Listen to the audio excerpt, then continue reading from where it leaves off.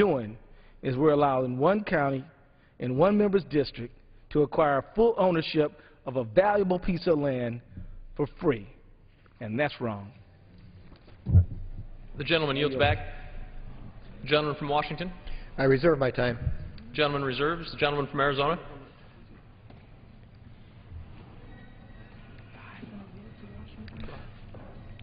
Thank you, Mr. Speaker. Let me yield 5 minutes to Congressman McDermott. The gentleman from Washington is recognized for 5 minutes.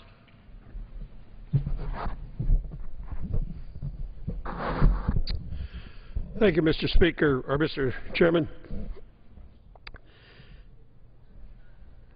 When we came into this session, there was a lot of talk in this House about the fact that we needed jobs. Lots and lots of talk on the other side about how they were going to take care of this economy. We were going to finally get some jobs. There hasn't been one single bill put out here in 441 days. We're still waiting for a jobs bill from the Republican leadership. Now, I don't want to dismiss the piece of legislation we're discussing here. I'm sure it's very important to 32 acres of Virginia, and perhaps maybe there'll be 100 jobs there. Those are important jobs for those people. We are in favor of that. But what's hard to understand is the Republicans' idea of priorities. Mr. Speaker, I can't understand how the Republican leadership could let the highway bill expire in 11 days and end highway construction in the United States of America and bring out instead a bill for 32 acres in rural Virginia that most of us would have a tough time finding Accomack County on a map. There's 550,000 people working in rebuilding infrastructure in this country on the highway system, and the Republican leadership won't bring it out because they got to fight inside. They got to fight inside. They got a bill that is so bad that it bankrupts the Highway Trust in 2016 and creates a $78 billion funding shortfall over the next 10 years. That's the highway bill that they won't bring out here. I understand why they won't bring it out here. They'd get chewed up by the fiscal irresponsibility. They have a bill sitting on the desk from the Senate they could bring up tomorrow. And we could ensure construction jobs all over this country for 550,000 people. But no, we're out here with this little, as the last speaker said, it's really interesting, all the jumping and shouting and waving of arms. We're not going to have any more earmarks in the House of Representatives. Earmarks are evil. They're evil things created by the devil, and we have wiped them out. Now, if this ain't an earmark, I don't know what is. If you put a bill out here for 32 acres in 2 members' districts, that's an earmark, folks. That's an earmark. And if the people, I'm not saying earmarks are bad, frankly. I went to 3 of them today, or last weekend, in my district. One was the restoration of the King Street Station in the railroad system. Another one was a addition to the Wing Luke Museum, which is a national monument. And these kinds of things make sense. And I think this piece of legislation makes sense, and it'll probably go out of here without a single vote against it. But it can't go out without somebody saying, where are your priorities? Where are they? Why is it that the leadership of the Republicans can't get their people in line to get a highway bill out here when it's 11 days from the day it expires? What is the matter? Well, I think really what it is, it's driven by the ideology that is creating most of the problems in this 2 years in terms of recovery. Nobody wants to give President Obama one single success. And they will kill the highway department and the highway construction fund and everything else if they can just make sure they don't re-elect President Obama. That's what it's all about. It's very clear. We see it going on tomorrow. It begins over across the street in the Supreme Court.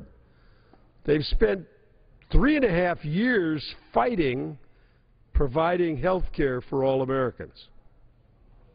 3.5 years fighting it, not trying to improve it, not trying to make it work better, trying to repeal it.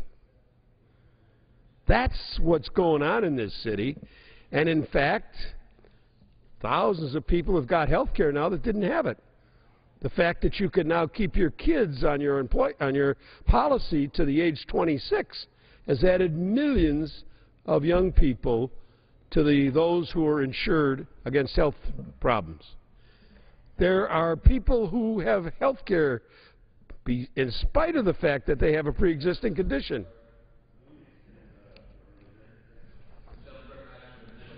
Thank you. They've gotten their health insurance because the bill that the President got through the Congress with our help was one that made it possible for you to get insurance if you have a pre-existing condition.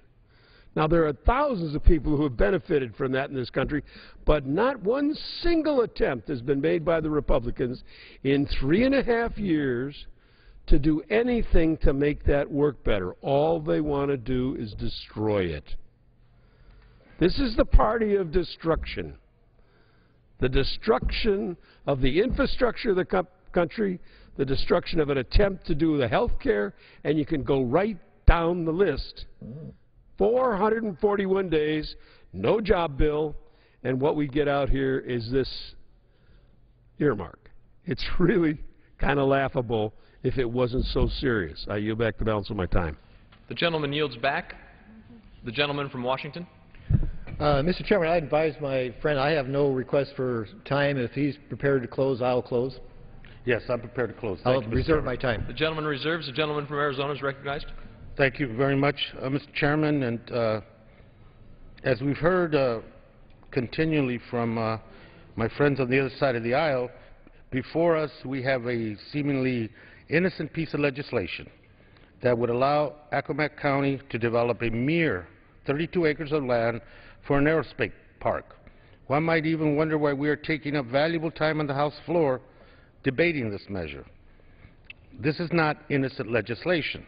This is a federal land giveaway that under any other circumstances would be considered an earmark. It is also the opening shot of a larger effort on the part of the Republicans to privatize our federal lands. In 1976, Accomack County made a deal. They received 32 acres of federal property free of charge. In return, they promised to use the land for public recreation purposes. Now they want a different deal, only they don't want to pay for it. The deal they want is to commercially develop the land they got for free and relocate the displaced recreation activity to a former landfill. While it is just 32 acres, it represents what appears to be the Republican platform, that our parks, forests, wildlife areas, and monuments are cash cows, assets to sell and develop during these tough economic times. Presidential candidate Mitt Romney told a Nevada newspaper that he doesn't know what the purpose is of public lands. While in Idaho, presidential candidate Rick Santorum told a crowd that public lands in Idaho should go back to the hands of the private sector. This theme is not new. In 2005, former chairman of the House Committee on Natural Resources, Richard Pombo, proposed selling national parks to mining companies. Today, as part of the Ryan budget released, again, it is proposing to sell off 3.3 million acres of public lands. Most recently, Energy and Commerce Subcommittee Chairman suggested selling off some of our national parks. We can't get through a meeting of the House Committee on Natural Resources without someone from the majority suggesting that lands need to be transferred to the states or sold or fully developed for gas and oil. My view, and the view of most Americans, is completely different. As renowned documentary filmmaker Ken Burns put it, our national park system is America's best idea. Our forest and desert lands represent what is the best in America, a long-term view of what we should protect and value the majesty that God has blessed our nation with for this generation and the generations to come. I urge my colleagues to join with me to defeat this legislation. We need this Congress to affirm to the American people that we value our parks, our forests, and wildlife areas for their inherent value. We value them as places to recreate with our family. We value them as places to hunt and fish. Sometimes we value them for just knowing that they are there in hopes that one day we can visit. I urge a no vote, a vote to protect our public lands from this precedent that is being set by H.R. 2087, and I yield back. The gentleman yields back. The gentleman from Washington is recognized. Mr. Chairman, I yield myself the balance of the time. The gentleman is recognized. Thank you, Mr. Chairman. Mr. Chairman, the rhetoric on the other side of the aisle on this debate on this issue is rather interesting. Let me take a couple of the issues that were brought up and try to address them. First, the issue of an earmark. Now, just to remind our bodies, we must have a very short attention span, but this House acted not too long ago on the question of earmark and said we should proceed. That's why we are debating this bill. Why? Because H.R. 2087 does not contain an earmark. It is in full compliance with the earmark definition provided for in the House Rules 21 and the earmark ban that was instituted by the House Republicans in January of 2011. Why is that, or how is that? Because a House definition of an earmark requires that there be spending in some form directed to an entity. In H.R. 2087, we do not direct any spending or any money in any form. It has no fiscal impact. So, Mr. Chairman, to repeat once again, we had this debate earlier, and the House confirmed that debate, by the way. There is no earmark in this bill. Now, let me make a couple other observations of the previous speakers that have spoken. One of my colleagues on the other side of the aisle came down here and says there's been X number of days, I forget how many he said, without not one job bill. Well, he's right, Mr. Chairman. There is not just one job bill. There are a multitude of job bills that have been addressed by this body, generally on a bipartisan basis. And I might add, if you just go back just prior to our last district work period, we passed some bills over, which were a series of bills that had passed with bipartisan support, over to the Senate. I would advise my colleagues the other side of the aisle, rather than talking here about a lack of activity, go talk to your colleagues on the other side of the rotunda over there and say, move these jobs bills. That's what we ought to be doing. And furthermore, if there's two big issues that the American people are confronted with today, it's jobs and energy. Way last year, we passed energy jobs that created American jobs. Don't come down to the floor and say we have not addressed energy jobs. This House has done its work, generally with bipartisan support, but I will note, those that spoke on that voted no. I don't know what they want to do, create government jobs? Is that the idea? So, Mr. Chairman, I just want to point out that I guess in rhetoric and debate on the floor you get all sorts of different takes, but the facts are the House has passed job-creating bills. They have created energy-creating bills. This bill here potentially falls in line with that, and I urge my colleagues to support that, and with that I yield back my time. Gentleman yields back. All time for general debate has expired. Pursuant to the rule, the bill shall be considered for amendment under the 5-minute rule. The amendment in the nature of a substitute recommended by the Committee on Natural Resources, printed in the bill, shall be considered as an original bill for the purpose of amendment under the 5-minute rule and shall be considered read. No amendment to the committee amendment in the nature of a substitute shall be in order except those printed in the Congressional Record of March 19, 2012, and except pro forma amendments for the purpose of debate. Each amendment is so printed may be offered only by the member who caused it to be printed or a designee and shall be considered read. Are there any amendments? What purpose does the gentleman from Arizona seek recognition? Thank you, Mr. Chairman. I have an amendment at the desk, pre-printed in the record. The clerk will designate the amendment.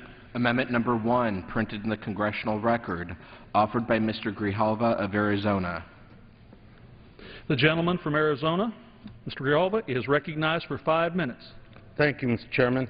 I rise today in support of my amendment to H.R. 2087. This is a very simple amendment. It ensures that federal taxpayers are compensated for the land that is moving out of public ownership and into private development. The Federal Land to Parks program provides federal land to local governments with the agreement through the deed that the lands will stay in public use primarily for recreation. Accomack County, Virginia is actively marketing the development of the land in question to the aerospace industry for hangars and other types of commercial development.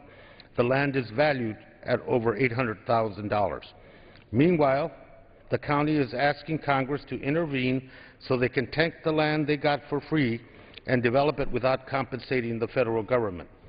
The underlying bill is the legislative equivalent of writing Accomack County a check for $815,000. It is only because this is cloaked through a deed amendment that it isn't called an earmark. My amendment simply requires the county to repay the federal government for the fair market value of the lands from the proceeds of the development. By ensuring the taxpayer is protected, we also send a signal to other local governments that are facing economic or development pressures that their parks developed through the Federal Lands to Parks programs are not piggy banks to tap into when times get tough. I understand the challenges that Accomack County faces, but they want this land to put, not necessarily to put unemployed people back to work. They want this land to attract the lucrative aerospace industry to the Eastern Shore, not to build a job training facility. I urge support for the amendment. It assures that the taxpayer is protected, and I yield back the remainder of my time. The gentleman yields back the balance of his time. What does I rise the in gentleman rise opposition. from? I rise in opposition to the amendment. Gentleman's recognized for 5 minutes. Thank you very much, Mr. Chairman. The amendment offered by the gentleman from Arizona does not help Accomack County create jobs, and that is the underlying purpose of this bill. Recall that this property was obtained by Accomack County because the federal government did not need it or want it anymore. The federal government washed their hands of this land. Indeed, there was a deed restriction, but the underlying intent was to benefit the citizens of Accomack County. Today we are acting again to help those same citizens by allowing them to use the property as they see appropriate. This deed restriction was put in place 36 years ago, and it no longer serves as a benefit to the county. Just because we could demand that they give the land back to the federal government, does not mean that we should do it.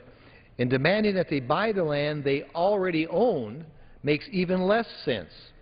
In the same vein in which Accomack County requested this land in 1976, they are back helping us again, asking us again to help their citizens. I understand the gentleman is looking out for the federal government, and I respect that, out of fear that somehow a small county in rural Virginia might take advantage of it. But I do want to assure my good friend from Arizona that the federal government and its countless millions of acres of land can and will go on without these 32 acres. We hear time and again how grateful we should be for a massive federal ownership in the West and of the bounty of tourist dollars it produces.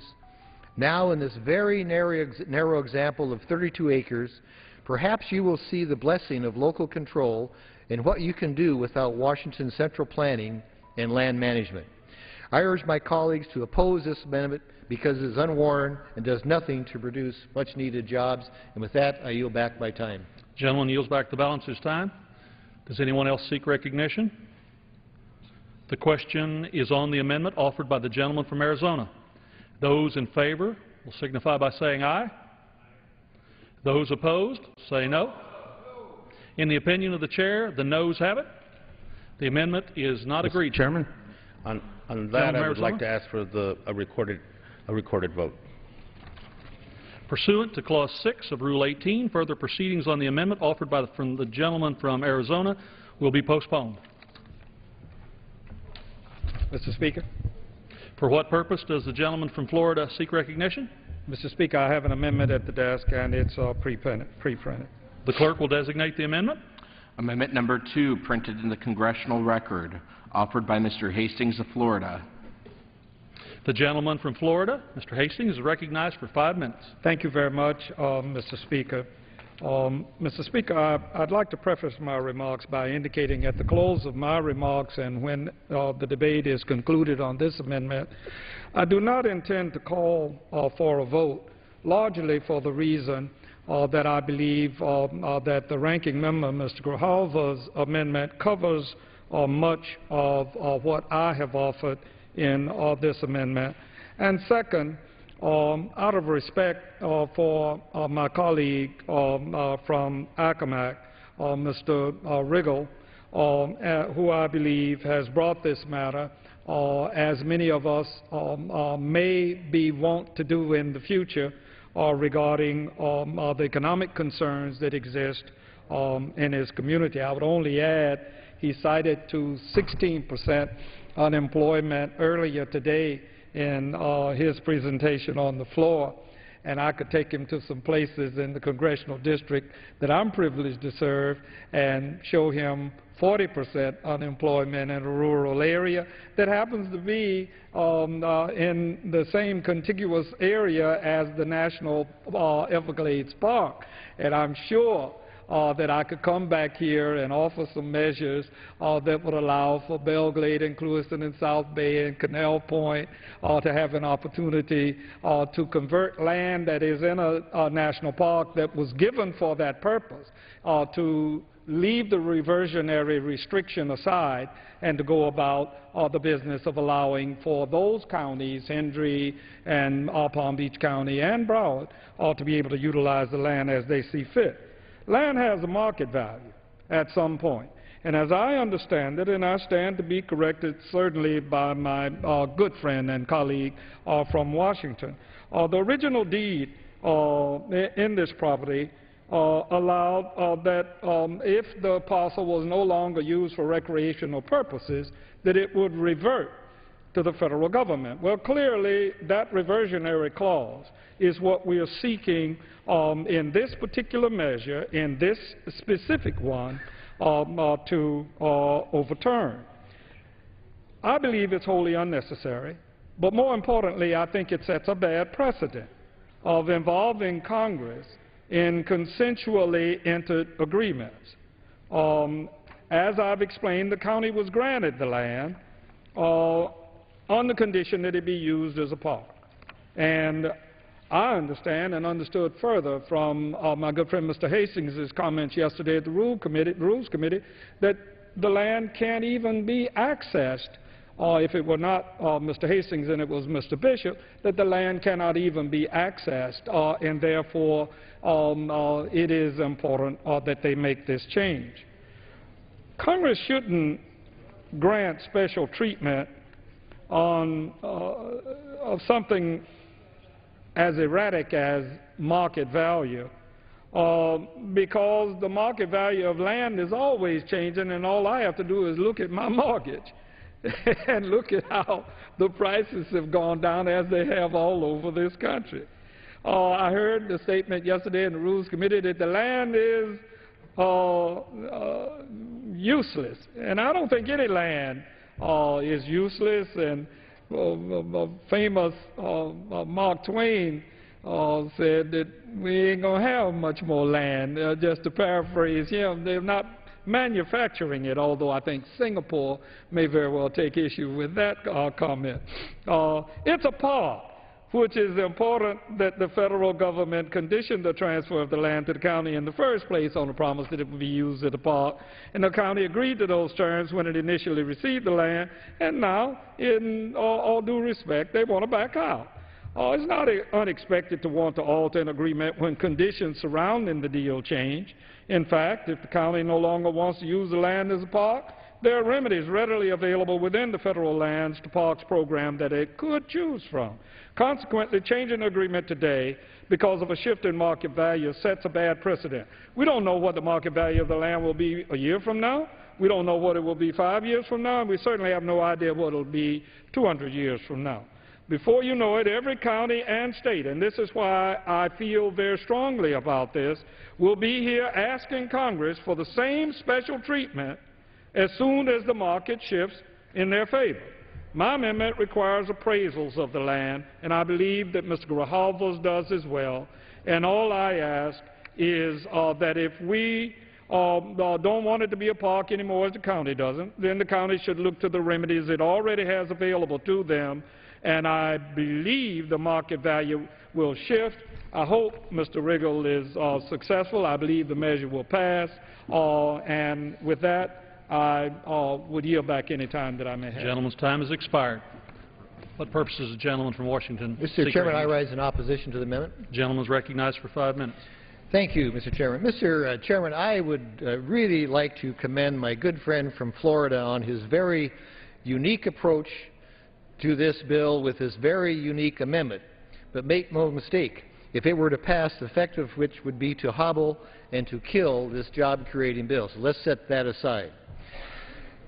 Mr. Chairman, this amendment would require appraisals to be conducted in each of the following years: 1776, 1865, 2013, 2017, 2032, and 2212.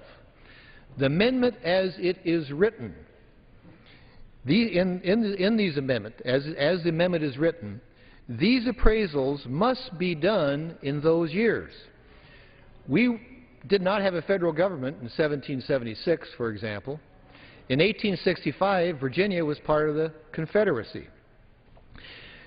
That means, however, if we have a requirement to have appraisal in each of these years, that would require that we go back 236 years and into the future 200 years before this legislation would go into effect. Now, there may be a misconception or maybe a misidentification, I would tell my friend.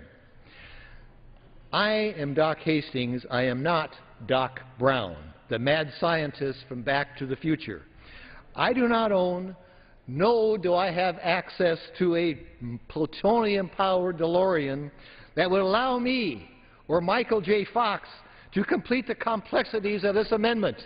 I can't go back 236 years. I can't go forward 200 years. So, notwithstanding some new technology, I have to say, Mr. Chairman, in all sincerity, we should defeat this amendment. And I yield back my time. The gentleman yields back the balance of his time. Mr. Chairman. Gentleman from Florida. Thank you very much. My good friend Doc Hastings, that is not Doc Brown, is mindful that we are going to have a future. Does the gentleman have a unanimous consent request? The gentleman Yes. from Florida. I ask unanimous consent to speak for just 15 seconds. Seeing no objection. Is there objection? That's it. I just want to comment that there is a future. And we tend to do it around here. As a matter of fact, we do it in budgetary matters. We do it all the way around. I appreciate very much my friend pointing out that creativity that I offered. At the very same time, I think Mr. Grijalva's amendment is deserving of serious consideration, and I support it. I yield back. And does the gentleman have a unanimous request? Question is on the amendment offered by the gentleman from Florida. All those in favor signify by saying aye. All those opposed say no. In the opinion of the chair, the noes have it. The amendment is not agreed to.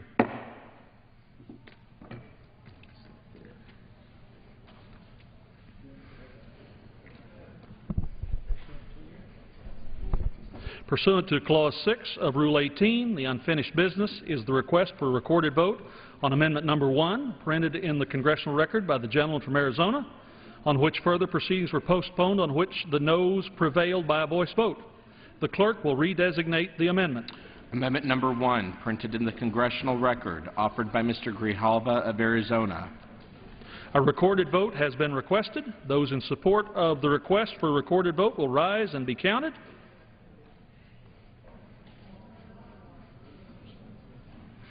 A sufficient number having arisen, a recorded vote is ordered.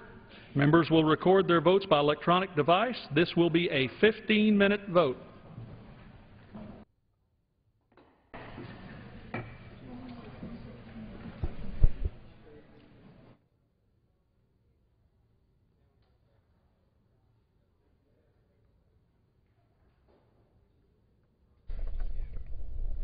The House this afternoon has been debating a bill which would remove restrictions from property and federal property in Accomack County, Virginia. They have finished up general debate and moved on to amendments. An amendment vote here on one proposed by Representative Grijalva of Arizona.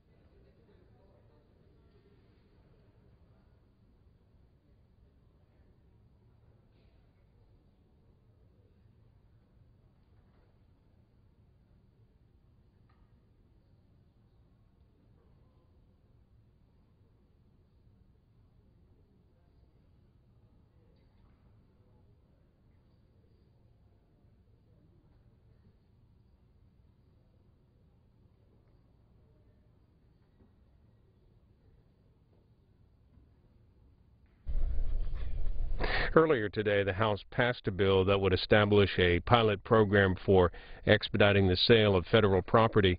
This is under consideration this afternoon has been a bill that removes restrictions from property in Accomack County, Virginia, and a vote here on an amendment to the bill proposed by Representative Raul Grijalva of Arizona, a Democrat. This is a 15-minute vote. Off the floor of the House today, the talk has been about the federal budget for 2013. The Republican Budget Committee Chairman Paul Ryan released their budget proposal today, and we spoke to a Capitol Hill reporter to find out more.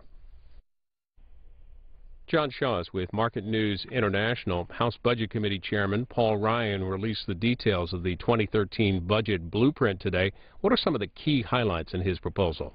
Well, Ryan is offering a new plan that is largely reflects what he had offered last year. So it's a plan that makes fairly deep cuts in spending, seeks to fundamentally overhaul Medicare, Medicaid, calls for sweeping tax reform. A lot of these particular policy issues are things that his budget committee can recommend to some of the other committees, but the budget committee just puts out kind of a broad framework. So Ryan's plan sets out a broad framework which he claims would cut spending by about $5 trillion over the next 10 years compared with the budget that the president offered. And he says his plan would also cut the accumulated deficits over that decade by $3 trillion more than the president's plan would. What's the general Democratic reaction to the release? Deep skepticism, hostility, anger, things you might expect. The Ryan plan did not get a very positive reception. The Senate Majority Leader Harry Reid, after speaking with Senate Democrats, came out and ripped into it pretty fiercely. Said Ryan's changes to Medicare would effectively dismantle the program. Said that it was just way overblown. The Democrats are also focusing on a narrower issue, which is the whole notion of what the level of discretionary spending for the 2013 fiscal year would be. The Democrats argue that in the last summer's brutal debt ceiling negotiations, there was an agreement that the spending for FY13 would be $1.047 trillion, so a little over $1 trillion. Ryan has offered a budget that actually cuts this by about a little less than $20 billion. Again, not huge amounts, but this is something that really rankled the Democrats. The debt ceiling fight angered a lot of people. They said that they had reached an agreement on the FY13 spending level, and they accused Ryan of violating that agreement. So he's released it today. What's the next step for the budget resolution in the House? Well, what will happen is tomorrow Ryan will present it to the Budget Committee, the House Budget Committee. They will spend a very long and acrimonious day arguing about it, voting on amendments, probably passing it late in the evening. Next week it will then go to the full House, where it is likely to pass on something close to a party line vote. Its fate becomes far more unclear after that. Senate Budget Committee Chairman Kent Conrad has said that he will offer his own plan sometime next month, but Harry Reid, the Majority Leader, has suggested that that plan may not even come to the Senate floor. Reid argues that this debt ceiling agreement has nailed down the discretionary spending level, which is one of the main purposes of the budget resolution. So Reid is saying there's no need to even have a full-scale debate on the Senate floor. Covering the budget debate on Capitol Hill, John Shaw with Market News International. Thanks for the update. Thank you. And just want to let you know the markup session, the Budget Committee markup session that John Shaw mentioned in the interview, we will cover that on C-SPAN, all-day coverage on cspan.org, and also look for coverage on C-SPAN 3 tomorrow as well. On the House floor, a vote on an amendment to a bill which removes restrictions from federal property in Accomack County, Virginia. This is an amendment by Raul Grijalva of Arizona, which would require the county to pay the U.S. the fair market value of the land through the proceeds used to develop it. It's the only amendment vote set for this bill. We expect a Democratic motion to recommit and final passage coming up shortly. Well, Paul Ryan of the Budget Committee did release his 2013 proposal today. We've linked to that online, the actual proposal itself. Here's a look at the news conference. We'll show you as much as we can as this 15-minute vote continues. Morning, everybody. It's a good day. I'm proud to be here with my fellow colleagues on the House Budget Committee. They've worked very hard, we have together, to produce this document that we are all holding on our hands, the Path to Prosperity. I'm also grateful for Senator Jeff Sessions, who is here with us, who is the ranking member of the Senate Budget Committee, who brings a prosecutorial zeal to the budget that has gotten out of control. 1 year ago, we offered our Path to Prosperity, and this year we are offering again our Path to Prosperity. This year, we're going to build on the important work that we did last year. We're going to take several new and improved strides. First, we propose that we repeal the President's disastrous health care law. It stops the law's mandates from trampling on our liberties. It stops its spending from threatening our fiscal health. And it stops this board of bureaucrats from threatening Medicare.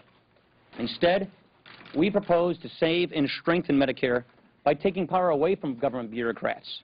We preserve the Medicare guarantee for today's seniors so they can count on the benefit that they've organized their retirement around, and we preserve that guarantee going into the future for tomorrow's seniors by empowering them with choices, including a fee-for-service traditional option within a premium support system.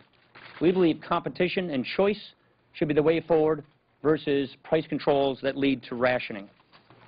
On the budget, we also propose to strengthen Medicaid by empowering our states, by returning money to them so that they can design programs that are unique to their states to tailor this program to meet the needs of their populations. We also reform welfare. The 1996 welfare reform was very successful in getting toward an upward mobile society and getting people off of dependency and on to lives of self-sufficiency. Yet unfortunately, that was the only program among the means-tested entitlement programs that was reformed, and we're proposing similar reforms to the states so that we can make sure that we're not creating a culture of dependency in America, but a culture of self-sufficiency, of getting people back on their feet into lives of upward mobility. We also propose, as one of our hallmark issues to get to economic growth and job creation, to reform the tax system. Specifically, we include in here a tax reform proposal provided to us by all of the members of the Ways and Means Committee. We propose to collapse the 6 different tax brackets into 2 rates, a 10% bracket and a 25% bracket for individuals, and a 25% bracket for corporations, which is at the international average, and going to a territorial system. All those kinds of specs and details you can get on the website that shows the letter that we've been given by the Ways and Means Committee. Finally, I would say something about what's coming this next year. The sequester is coming. Now, a lot of people in Washington would like to simply ignore this. A lot of people in Washington would like to simply think that we can spend as we're going and ignore the fact that on January 2nd, the sequester kicks in. We don't think we should ignore this. And so what we're doing in this budget this year is something we haven't done for 6 years. We're going to propose to go through a reconciliation process. Now, you might be thinking, well, they used reconciliation a couple of years ago. They distorted the reconciliation process to jam through a new partisan health care entitlement. We're going to bring reconciliation back to what it was meant to do, which is to get spending and deficits under control. We're instructing 6 authorizing committees to bring their spending cuts to the Budget Committee and then therefore to the floor by May so we can show how we would replace next year's sequester. We think that that is extremely important to show the country exactly how we would prepare for these eventualities. Now, I think it's also critical to reiterate the several challenges that are facing our country. And I want to bring everybody's attention to these charts. Well, this thing actually works. Now, we've had deficits in the past. We've had, for a brief moment, surpluses, but we've had deficits. Look at where our country is headed. Look at where the President and his budget is taking the country. The President's budget is putting us on a path of a debt crisis, of decline, and these are the deficits that are in store for America if we stay with the status quo. Here is what the Path to Prosperity proposes. We propose to get our budget on a sustainable path. We propose to get our budget not only on a path to balance, but onto paying off the debt on a path to prosperity. And if we actually start growing the economy faster, which we think our policies will result in, then the budget would balance even faster than it is shown right here. Let's talk about spending. The President keeps the size of government at historic highs now and well into the future. He never brings spending back down to where it historically has been. By 2015, we get spending down to 20% of the economy, which is our historic average, and then below that after that. All in all, what we're proposing here is to cut $5.3 trillion in spending from the President's budget. This results in at least $3.3 trillion in deficit reduction compared to the President's budget. Now, here is really what it all matters to, and that is, what about the national debt? We know in front of us is one of the most predictable crises we've ever had in this country's history, a mountain of debt that is coming. This is what the Congressional Budget Office is telling us our future is going to look like. This is the future that the President's plan of debt and decline brings us to. This is what the Senate gets you by doing nothing, by not passing a budget for 3 years in a row. This is a future that gives our children a diminished country. This is a future that ruins our economy. This is a future that we don't want to see happening. And so if we have a difference of opinion with the President, the direction he and the Senate leaders have taken the country, which we do, we feel morally bound to offer a choice. And we have a legal obligation in our budget laws to produce a budget. And so what our budget does is it shows precisely how we will get this budget under control and get our debt levels under control. At the end of the day, it's all about growth. It's about growing opportunities. It's about growing the economy. It's about lifting the debt, restoring economic freedom, reforming the tax code so that we can help have our economy reach its full potential. It's about turning our system that has become a dependent culture into an upward mobile society, getting people back on the lives of self-sufficiency. And if our economy grows even faster than what we produce here, the results are all that much better. Before I close, I'd like to thank my colleagues in the Budget Committee for all the hard work we've put together in putting this budget together. I want to thank Senator Jeff Sessions for his leadership over in the Senate. I'm hoping to call him chairman next year. And at its core, I want to basically say this. This plan of action is about putting an end to empty promises from bankrupt government and restoring the fundamental promise of America, ensuring that our children have more opportunity than we do. That's the American idea. Leave your children better off. We know for the first time in the history of this country that that legacy will be severed unless we act. And if we step in and fix this problem now, we can avoid a very painful debt crisis tomorrow. We are here to offer Americans the chance to choose which future they want for themselves. The President's path of debt and decline or the path that we're proposing, a path to renew prosperity for Americans. And with that, let me turn it over to Senator Sessions. Thank you.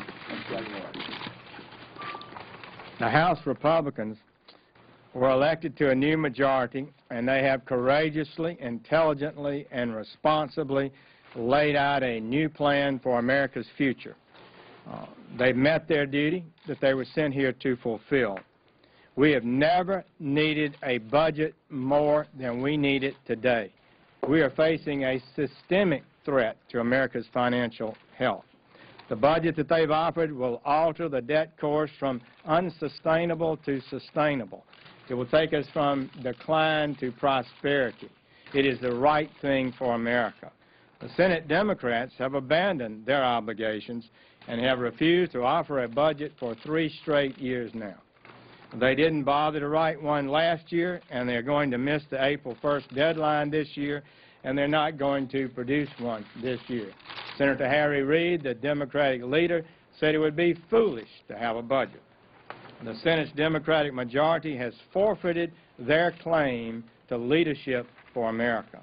If the voters give the Republicans in the Senate the honor of having the majority and the leadership, we will work with the House to pass a congressional budget. It will be an honest budget. It will change the debt course of America. Thank you, Paul, and all of you for the great work and the leadership you've provided. Thanks, Senator. Questions? Chairman Ryan, can you talk for a minute? You know, the Democrats are already in full force portraying this as this is Medicare again last year. Just a few minutes ago, John Morrison, the chair of the Democratic caucus, said this is deja vu all over again. We look at this concrete plan here. Most people aren't going to sit down and read this. Most people aren't going to sit down. Come on, Chad. You go to www.budget.gov and you can download this yourself. But most people are going to see a 30-second ad. Most people are going to hear a quick soundbite, and they're going to say, "Oh my gosh, they want to cut Medicare." How can you defend? How can you argue against that and win that argument? Here's what I would simply say. If we simply operate based on political fear, nothing's ever going to get done. If we allow entitlement politics, fear that your adversaries will turn your reforms into a political weapon to use against you, and we cow to that, then America's going to have a debt crisis. I've got news. Medicare, under the President's law, is going bankrupt. Medicare, under the President's law, is next year turning Medicare over to a board of 15 unelected, unaccountable bureaucrats whose job is to circumvent Congress and put price controls on Medicare, which will lead to denied care for current seniors. Medicare, under the President's law, raids $500 billion from Medicare to spend on his new health care proposal. We're saying get rid of the rationing board, stop the raid, and preserve the system. Don't change benefits for people in a near retirement because they've already retired or they're about to retire, and they've organized their lives around this program. And we're saying let people in the future, in order to save this system, have a list of choices of guaranteed options, including the traditional fee-for-service program, who wants to choose, just like we do as members of Congress for our health care choices. Saving Medicare this way, which has a rich tradition of bipartisan support for this kind of Medicare reform, is the most humane, the most common sense, and bipartisan way to save this vital program. But let me turn it over to Dr. Price, who is an expert on this, who's a member of the Ways and Means Committee as well, to give you more respect. Well, thanks, Mr. Chairman. Chad, the American people are smarter than the Democrats give them credit for. They understand that this program, the current program, is broken. They understand that what the President has done with his party is, as the Chairman said, removed $500 billion from the current program, from the current Medicare program. They understand that what the President's plan is, through his law currently, is to put in place the Independent Payment Advisory Board, that is a board of 15 unelected bureaucrats who have the power, without appeal, to deny payment for services for seniors. American people understand this.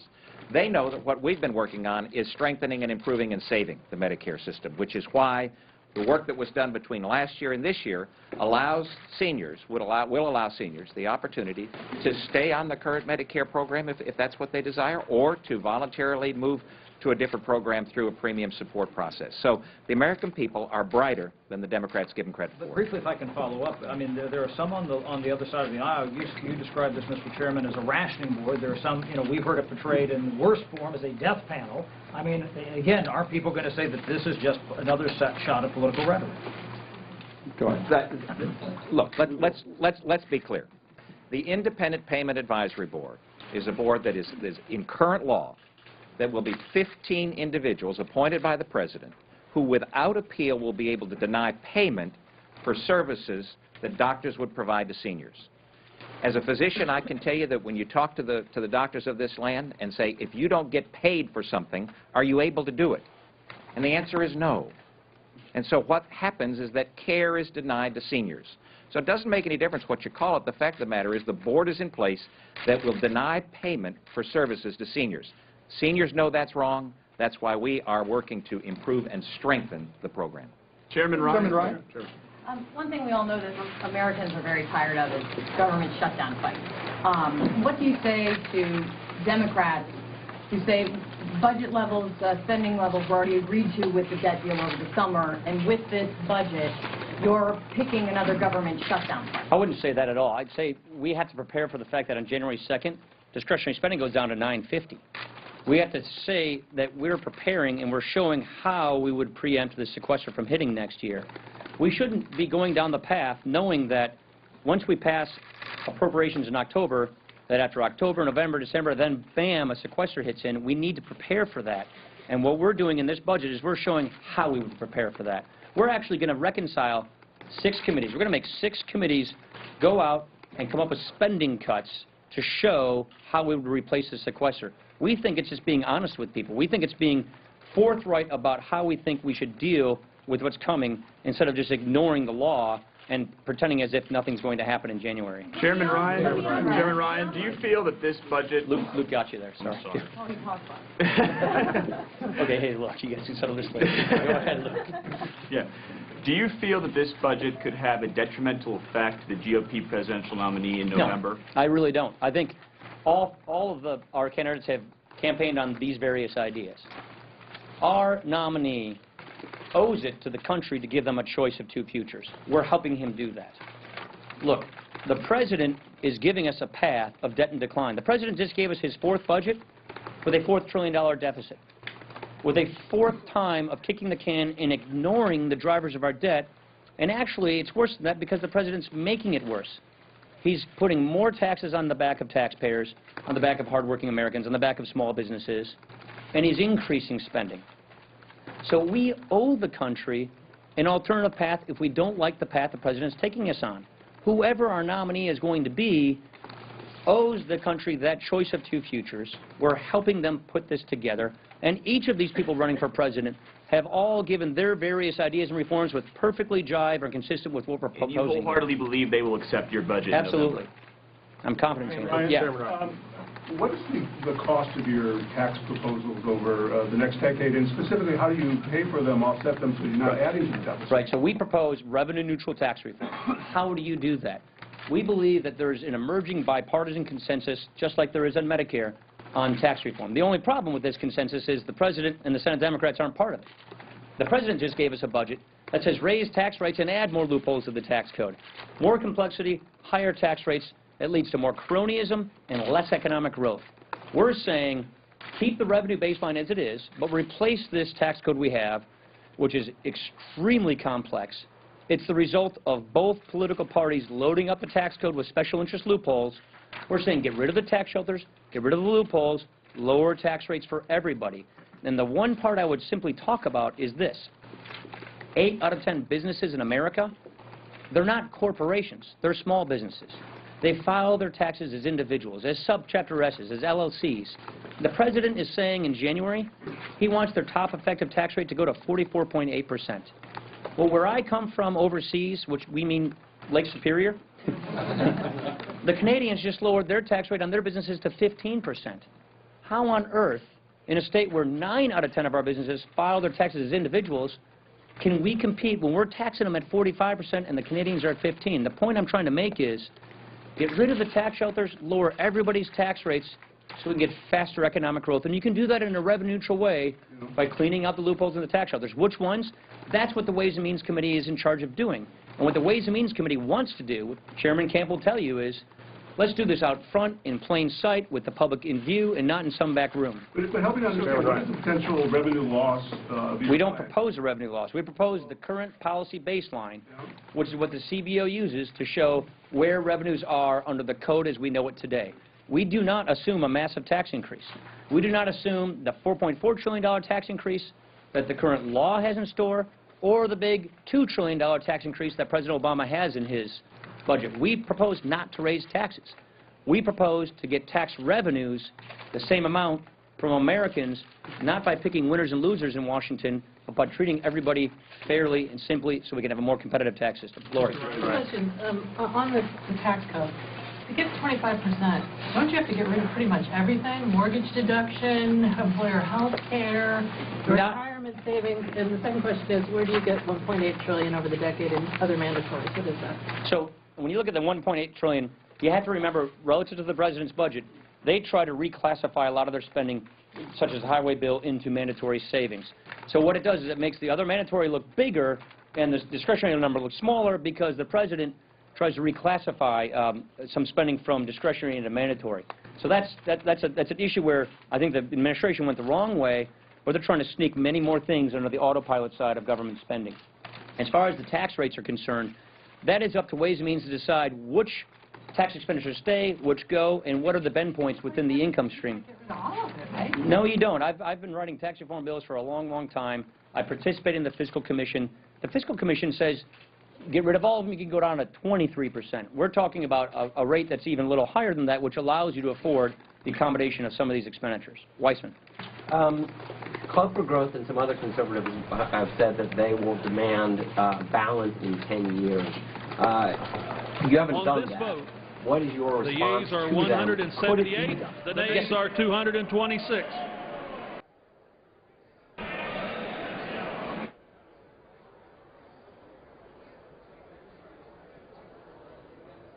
The amendment is not adopted.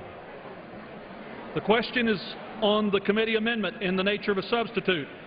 Those in favor, please say aye. Those opposed, please say no. The ayes have it. The amendment is adopted. Accordingly, under the rule, the committee rises.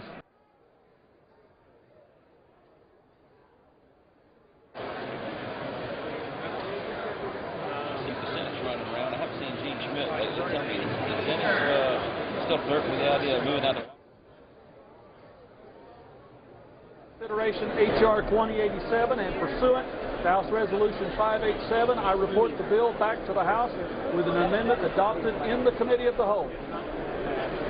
Chair, the Committee of the Whole House in the State of the Union reports that the committee has had under consideration the bill H.R. 2087 and pursuant to House Resolution 587, reports the bill back to the House with an amendment adopted in the Committee of the Whole. Under the rule, the previous question is ordered. The question is on adoption of the committee amendment in the nature of a substitute. Those in favor will say aye. Those opposed will say no. The ayes have it. The amendment is agreed to. The question is on engrossment in the third reading of the bill. Those in favor will say aye. Those opposed will say no. The ayes have it. Third reading. A bill to remove restrictions from a parcel of land situated in the Atlantic District, Accomack County, Virginia.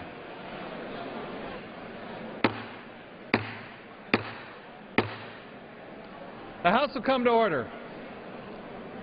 The House will come to order. If members will please clear the well.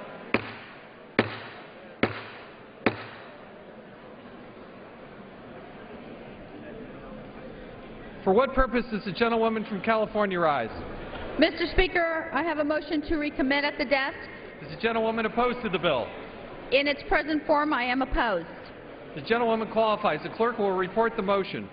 Ms. Loretta Sanchez of California moves to recommit the bill. The House will please come to order. Members, please take their conversations from the floor and clear the well.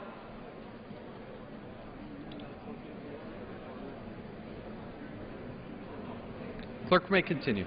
H.R. 2087 to the Committee on Natural Resources with instructions to report the same to the House forthwith with the following amendment.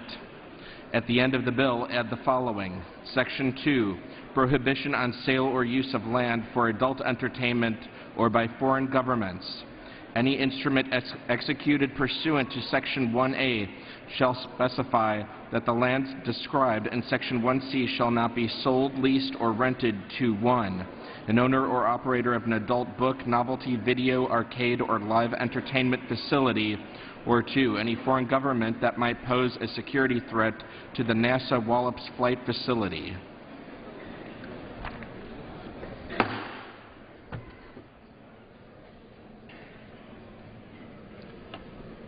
Gentlewoman is recognized for 5 minutes. Thank you, Mr. Speaker.